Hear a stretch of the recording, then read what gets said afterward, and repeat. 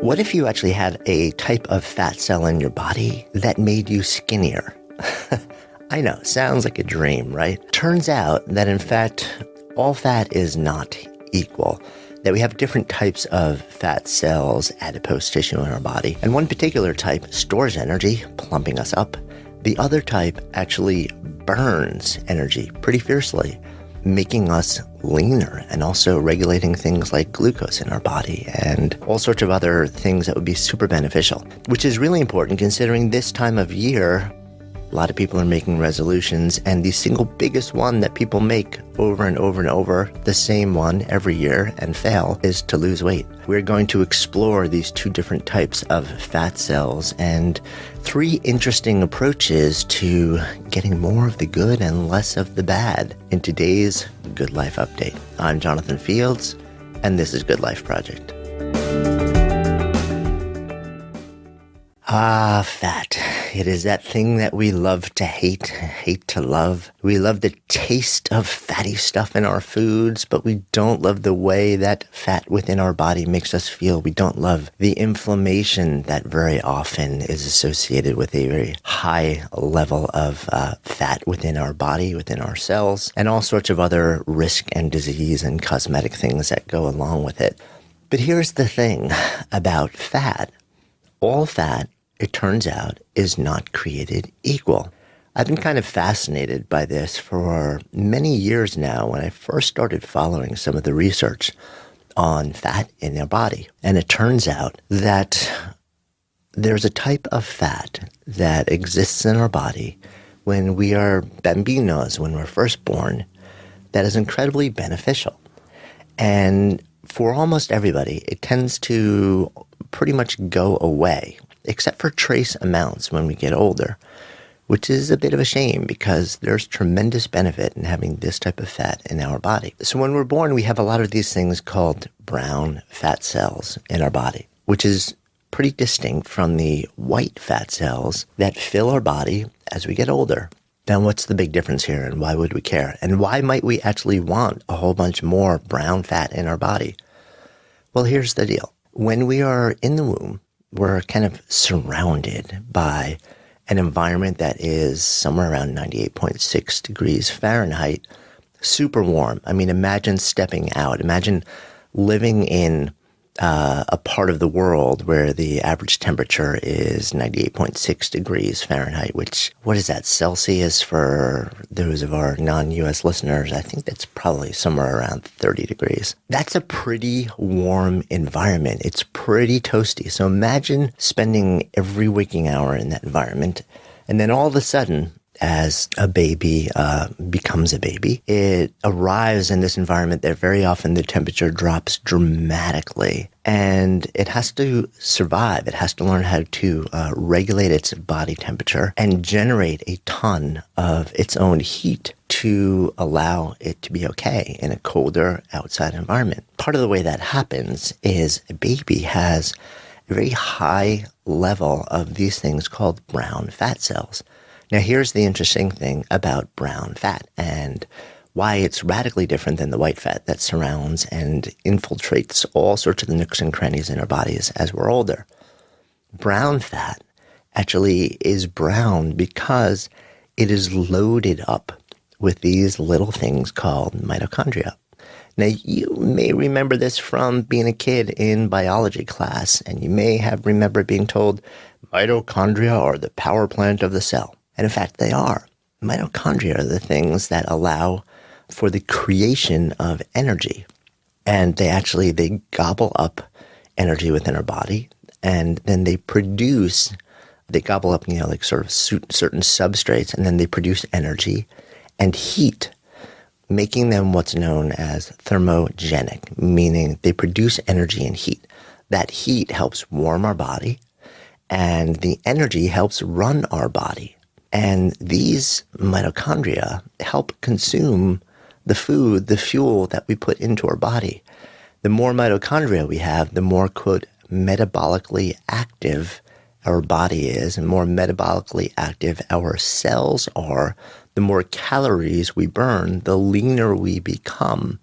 and we get to regulate our body temperature more effectively. So if you had a very high level of mitochondria in your cells, you'd burn more calories, be leaner, and very likely be more comfortable in cooler environments. And that's kind of an interesting thing because it has tons of benefits. So we have tons of brown fat cells that are loaded up with a really high volume of mitochondria when we are babies. And that provides all these benefits. But as we grow, as we adapt, as we start to actually live in a lot of internal environments that are heated, the brown fat cells in our body go away.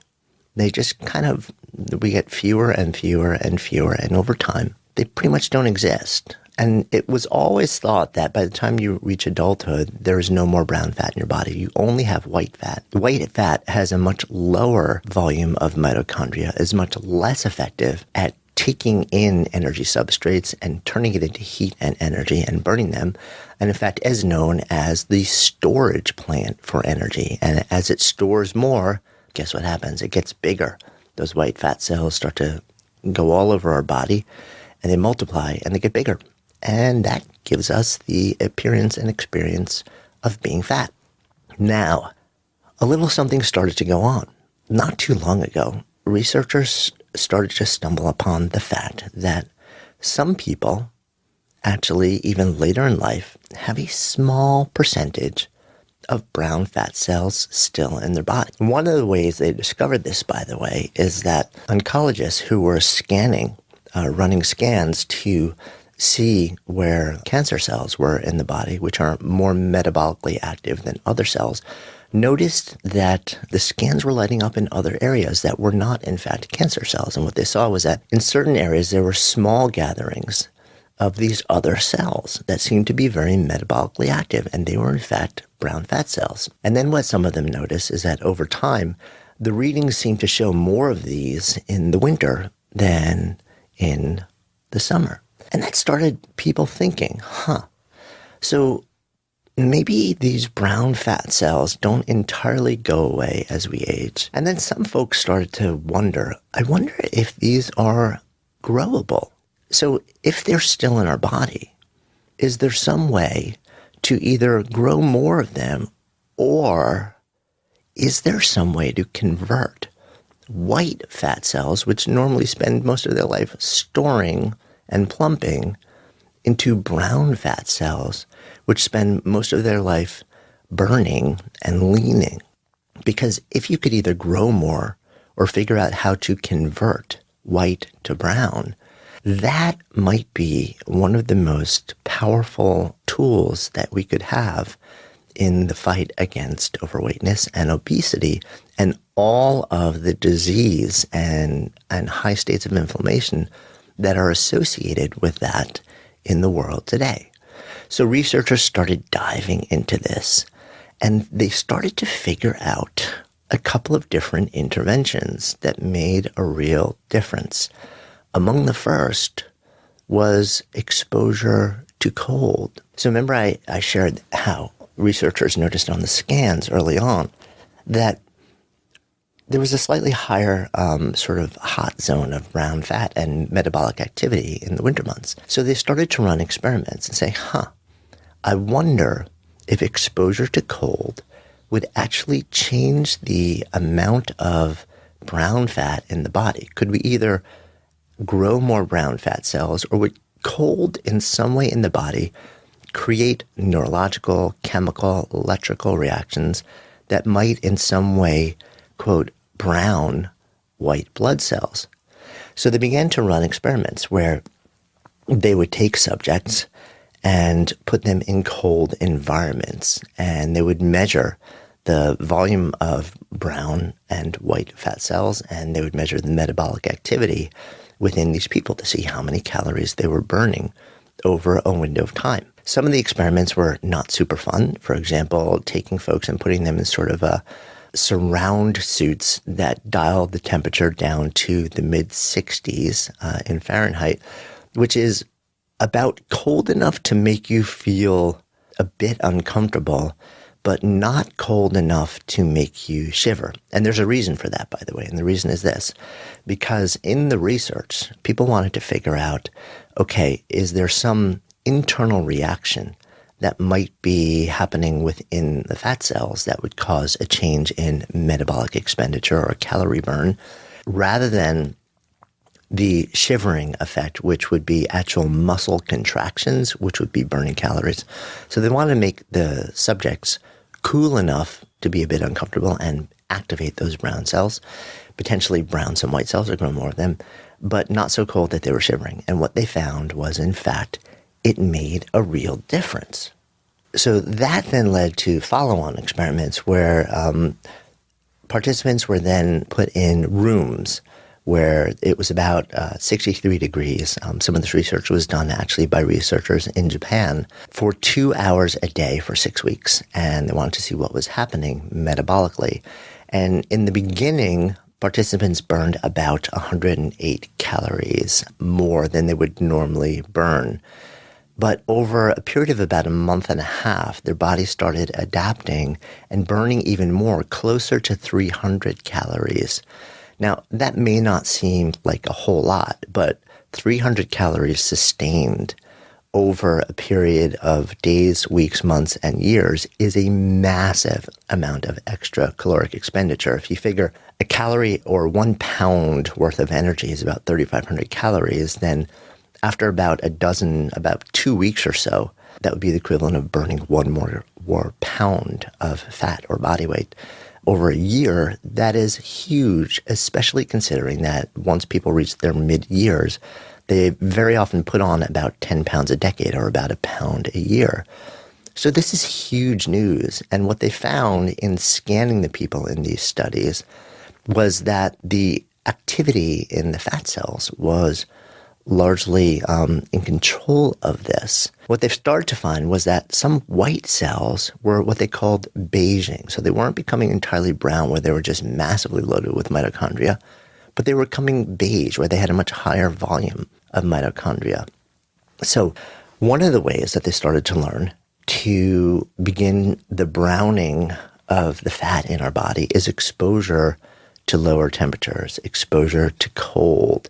There have been all sorts of gadgets and doodads and things like that that have hit the market in the years since that are designed to essentially expose you to cold. But in fact, if you look at people who live in colder parts of the world, you will also see very often higher metabolic rates and higher volumes of brown fat in their body. Here's the thing though, not a lot of people and it's like a good news, bad news scenario. Good news, exposure to cold on a daily basis will help you, the browning of your fat cells in your body, increase the calories that you burn, but reduce potentially not just the fat in your body and the inflammation, but exposure to all sorts of metabolic disease.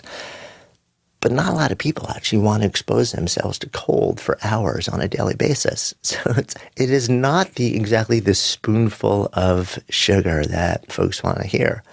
So researchers kept looking, though, and they're thinking to themselves, what can I do to continue to actually see if we can brown cells in our body different ways? And over the last small number of years, there are two other things that have come out, and those are exercise and some pretty cool new interventions. So we're going to dive into those just a minute. And we're back with our expanded science-based riff today, where we're checking out all the different things about the browning of the fat in our body, about good fat. Is there actually good fat? We were talking about exposure to cold as a way to increase the activity of brown fat and potentially increase the number of brown fat cells in your body and turn white fat into beige and possibly even brown fat. Yes, it can be changed. Turns out that exercise is a second potential intervention that can have the effect of browning your fat cells. So some more recent research started to look at what happens in exercise in the body. And we know that people who exercise regularly, exercise increases the demand for energy in your body, and it makes us burn all the food that we put into our body, right? Because if we exercise, we need more energy to create more energy. those little mitochondria have to produce it. And to produce it, they need fuel. And that fuel is the stuff that we eat. So we've always kind of thought that the reason that exercise burns calories and makes us leaner is because of that cycle. Turns out there may be something else going on. There is a different reaction that happens, and it turns out that actually exercise may have the effect of browning or beiging or browning white fat cells, increasing the volume of mitochondria in those cells and actually turning them into brown cells that are something like 5 times more metabolically active, meaning they burn like 5 times more calories and store a lot less.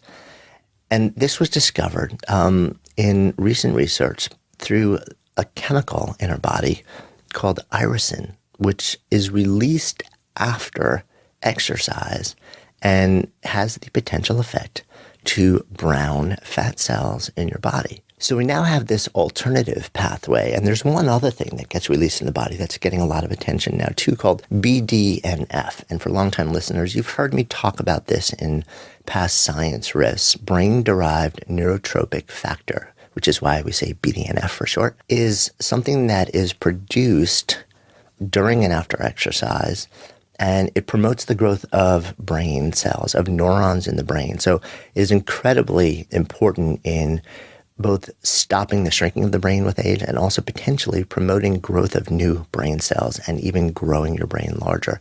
What we're seeing now is BDNF may also be involved in somehow helping to trigger the browning of fat cells in your body. So this is really interesting too. So now we know that it's not just about exposure to cold. It's also very likely about exercise. The more we exercise, the more likely we are to produce the chemistry in our body that will lead to an increase in the browning of fat cells in our body. And the more we do that, the more these cells become metabolically active. And even when we're not exercising, they're burning up more of the fat and the other stuff that's in our body, and at the same time helping regulate glucose and all the other stuff, which is a really cool, fascinating thing. And as we come full circle with today's riff, I want to kind of touch down on the latest bit of science that I've become aware of. And that is kind of fascinating new study. This is research that was done at Nanyang Technological University and recently reported in Small Methods. And we will, as always, give you a link to the detailed study report for that. And this was kind of fascinating because it represents potentially the future of our ability to brown fat cells in our body. What researchers did was they used what's called a microneedle patch, and they put certain substances into this patch. So a microneedle patch is a little patch filled with tons of tiny little, almost microscopic little dissolvable needles with the substances in them.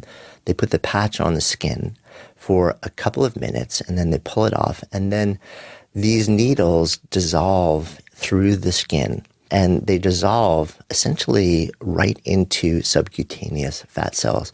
So they essentially bypass, having to take much larger amounts of the chemicals, the substances that may not be handled by a system on a much larger basis, and they can create a vastly smaller dose, have it delivered through these microneedle patches on the skin directly, almost directly into fat cells, and help turn white fat into brown fat. And what this research showed was that when they actually did this, everything worked. That the subcutaneous fat actually ended up going from white to brown. And it's really exciting on the one hand because this is something, one of the biggest challenges with the two interventions I was just talking about before, exposure to cold and exercise, is compliance. They require us to commit to doing things on a daily basis for sustained amounts of times that many people experience as being unpleasant or not having time for.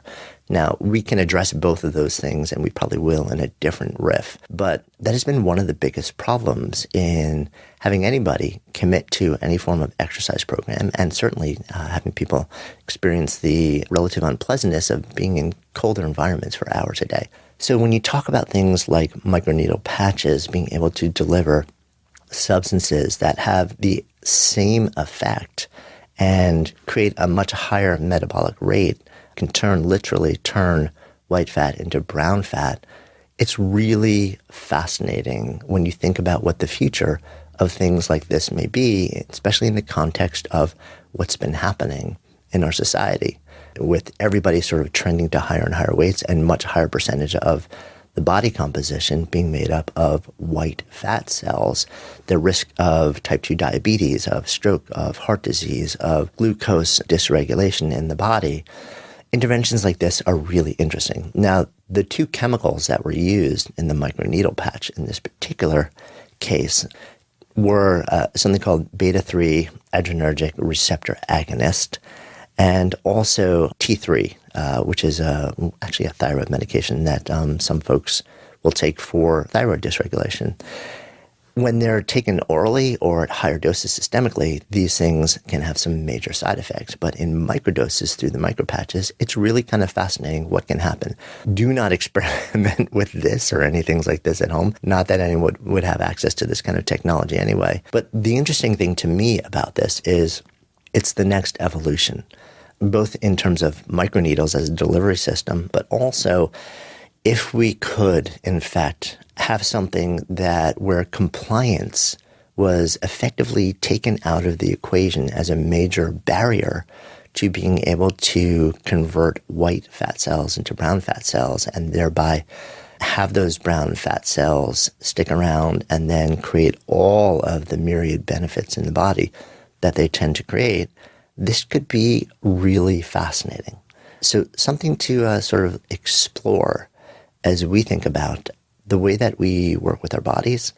And I think it's a really fascinating microhistory of the sort of the discovery and the renewed focus over the last decade or so of fat in the body, the fact that there is not just one type of fat cell, of the distinct differences between brown and white fat cells, and of what we might start to focus on in our own bodies as we think about our bigger goals. So as we come full circle, right, and we've been talking a lot about resolutions, and as I mentioned, starting off this episode, the single biggest New Year's resolution that is made is to lose weight and get fit. Very often, that exact same resolution was made by the exact same person the year before and the year before and the year before, and the failure rate at this, we all know, sort of societally, is somewhere between 90 and 95%.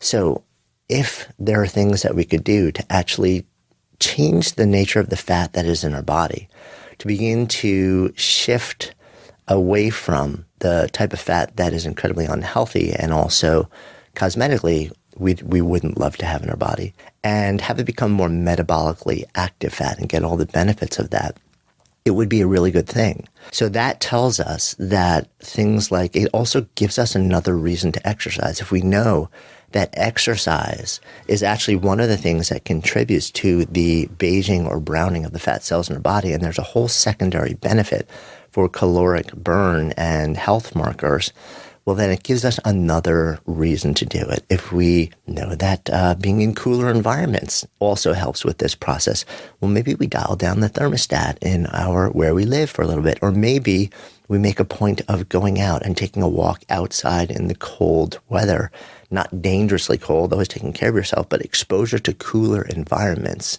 both throughout the day and in bursts, can also help with this process. And also, it gives us really interesting insight into what may be coming down the pike from a science basis that may be able to accelerate this process of the browning of fat in our body and potentially deliver some really interesting benefits without the sort of compliance challenges that we work with today.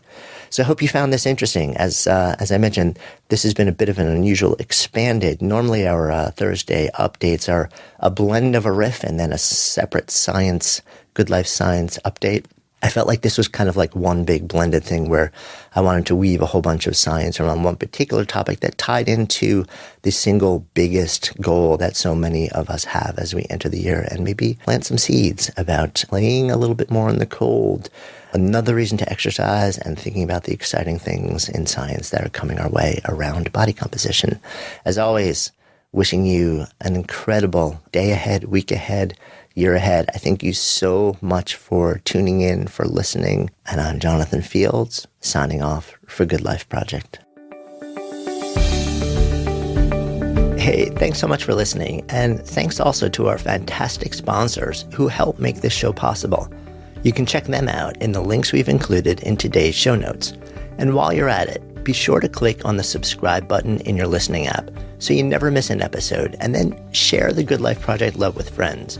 Because when ideas become conversations that lead to action, that's when real change takes hold. See you next time.